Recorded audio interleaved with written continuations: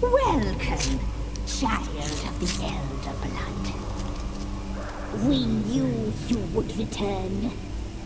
Your taste lingers on our tongues. You know, there's an old legend surrounding these woods. The Crones of Croockback Bog. I've seen monsters, curses, ghouls, but the Crones, they're different. You can cut down a fiend, burn out the nest of ghouls, but the Crones, oh, they're rooted in the land, deep as rot, old as hunger. There are 3 of them, you see, sisters if you can call them that, and they live here in the Croockback Bog, where the water's never clear and the fog never lifts. The locals just call them the Crones. No one remembers when they came to the swamps, or if they've always been here. Some say they were burned from the muck itself, shaped from rot and reed, ground with hunger. They have names, though they change depending on the one who tells it. Brewers, weavers, whispers, the one who stirs the pot, and the one who spins the thread, the one who whispers into dreams. They don't show themselves often, not their true forms at least. To children, they appear as kind, plump women, faces round, aprons clean, smiles sweet as honey. But those who've seen through the glamour wish they hadn't. One has teeth too long for a mouth, yellow and jagged. Another has arms stretched thin as willow branches, skin hanging loose, wrinkled as dried fruit. The last has eyes milky white with worms crawling at the corners. They wear skins stitched from the dead, bone charms, crowns woven of roots. Beautiful ones, maybe, in the way a spider's web glitters in the morning dew. But there's no beauty left now, only hunger.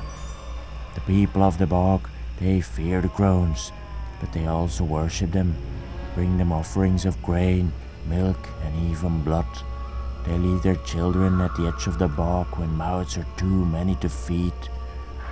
And the sisters then take them. Sometimes children return, marred by mud and shadows, changed however, never the same. But most don't return at all.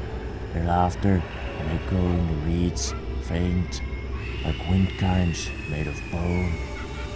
They're not just old witches, they are the power of this forest itself.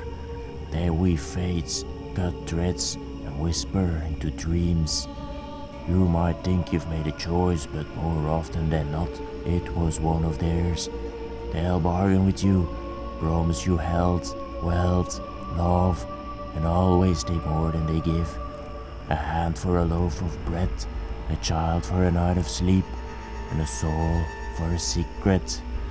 I've been to their den, deep in the bog, roots wrapping it like ribs around the carcass, and it stinks of rot and swamp gas, and there's fat sizzling in iron pots, and in those pots it's not always animals you find, no, something else. The sisters stir and stir, chanting, muttering, gnashing their teeth, flies stick in the air, maggots wiggling through the cracks of the wood.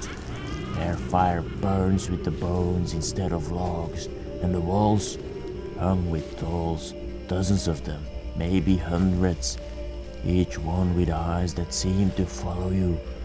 Children sing songs of them, simple rhymes about how the crones come at night if you don't finish your supper, how they pull you under the reeds if you wander too far. Songs to scare the little ones into obedience, but those songs are prayers in disguise. Parents sing them too, under their breath, begging the crones not to notice their homes. I've seen monsters, curses, ghouls, but the crones, they're different. You can cut down a fiend, burn out the nest of ghouls, but the crones, they're just rooted in the land, deep as rot and old as hunger. You don't kill them, at best you bargain, and pray the bargain doesn't cost more than your life.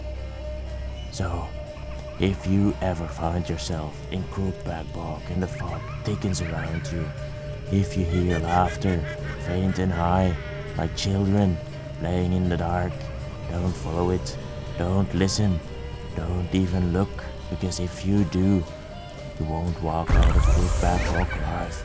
Now, if you'll excuse me, I have a monster to slay.